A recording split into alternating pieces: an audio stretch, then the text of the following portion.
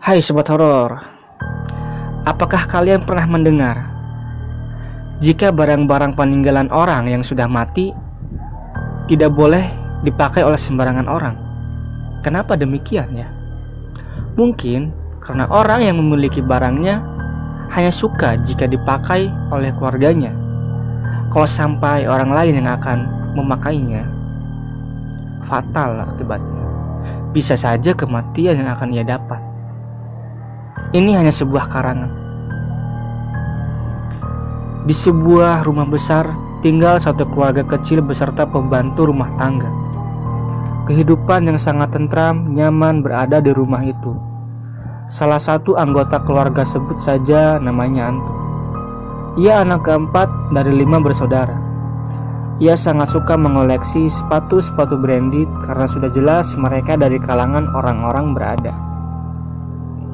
Namun kebahagiaan itu sedang diincar oleh sekelompok orang yang ingin mempunyai kehidupan seperti mereka.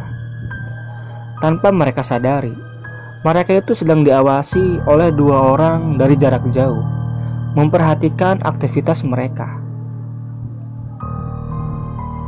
Kita di sini sudah 3 jam. Berapa lama lagi kita harus menunggu? Ucap salah satu dari 2 orang itu. Sebentar lagi, sabar. Beberapa saat kemudian, ayah dari keluarga itu pergi keluar menggunakan mobil pribadinya. 2 orang itu melihat pemimpin keluarga itu telah pergi.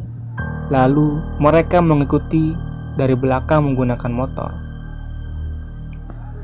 Temannya yang di belakang menelpon temannya untuk mengirim beberapa orang ke lokasi mereka.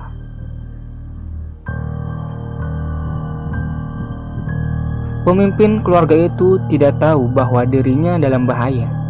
Dengan kecepatan ditambah akhirnya bisa menyalip mobilnya. 2 orang itu membawa senjata tajam lalu menendang-nendang mobilnya untuk dia cepat keluar. Ia pun keluar dari mobil dan bersiap untuk melawan. Namun sayangnya ia harus terbunuh dengan kepala terpenggal dan mayatnya dimasukkan ke dalam karung lalu dibuang ke kolam buaya. Malam pun tiba. Lampu di rumah tiba-tiba mati. Semua orang yang ada di dalam rumah itu kelimpungan mencari penerangan yang lain. Tiba-tiba ada 4 orang yang masuk melalui pintu belakang dan membekap semua orang dan dikumpulkan di ruang tengah. Saat sudah berkumpul, lampu pun dinyalakan kembali. Ternyata anggota keluarga itu telah diikat semua, berada di ruang tengah. Mereka semua sangat ketakutan, namun usahanya untuk meminta pertolongan sia-sia. Salah satu 4 orang itu melempar karung ke hadapan keluarga itu, dan keluarlah kepala dalam karung itu menggelinding. Dan ternyata kepala itu adalah kepala ayah Anto. "Ayah!" teriak Anto. Anto dan keluarga menjerit syok melihat kejadian itu. Namun ternyata jeritan itu adalah jeritan terakhir mereka, karena mereka semuanya dibantai dengan cara memenggal kepala mereka. Mayatnya pun sama, dimasukkan ke dalam karung lalu dibuang ke kolam buaya.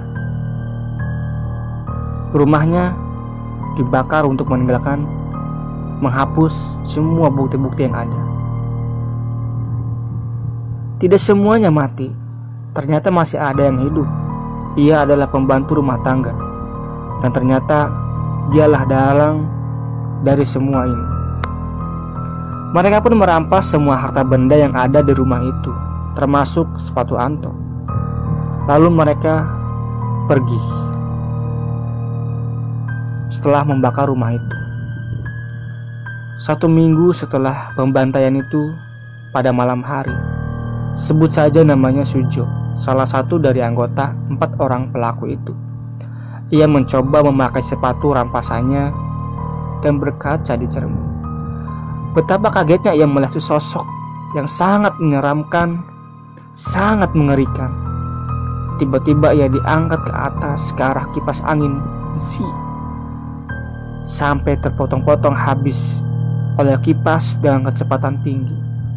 "Kau tidak pantas pakai sepatuku. Kau hanya pantas mati